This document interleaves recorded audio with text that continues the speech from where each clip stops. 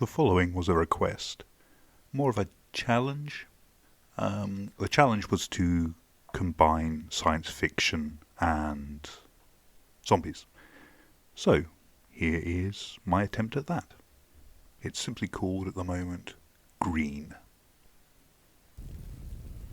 The beeps were a thing that might be inside my head, might be outside.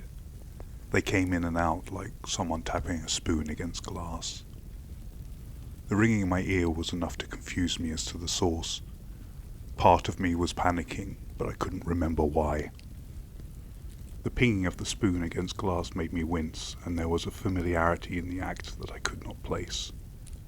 I tried counting the pings when I could hear them over the sound of my heartbeat, because counting was something the mind could do even when everything else was slipping, but the numbers kept slipping from my grasp, like trying to find a valve in a steam-filled room.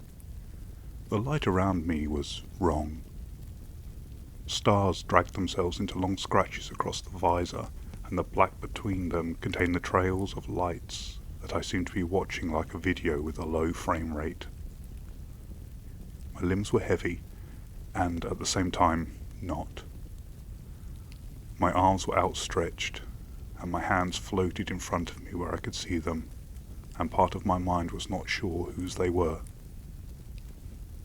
A taste of metal sat at the back of my tongue, and I could not tell if it was from a cut or remembering holding something metal in my mouth while my hands were busy doing something important. The memory of someone yelling came to me and went in an instant, and I was back trying to count the beeps I could hear. The spoon on the glass.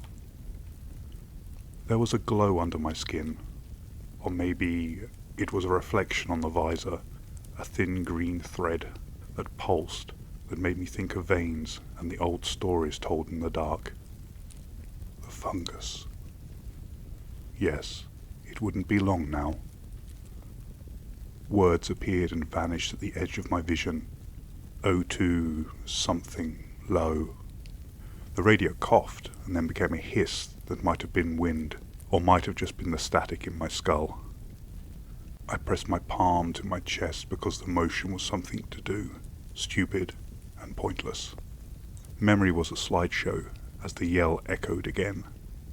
A corridor, a laugh, a docking arm that hadn't been locked.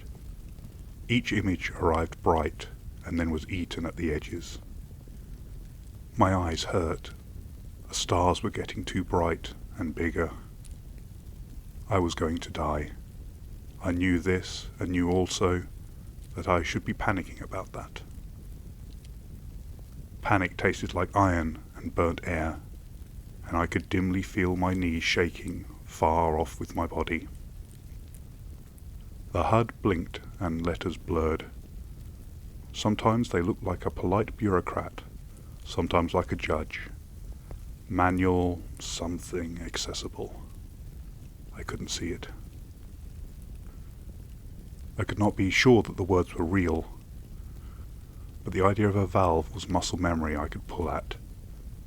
A checklist I half remembered from training, and from nights when I had practiced calm.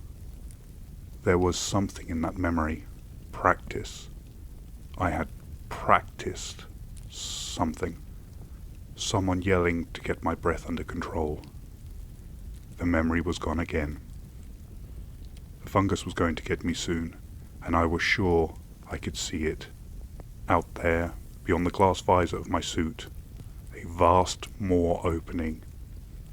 Teeth and a tongue stretched out to me, reaching for me, and I tried weakly to pull away. Adrenaline gave me a few moments of strength, and I fought it as it wrapped itself around my waist. I twisted and turned. The world blurred and faded.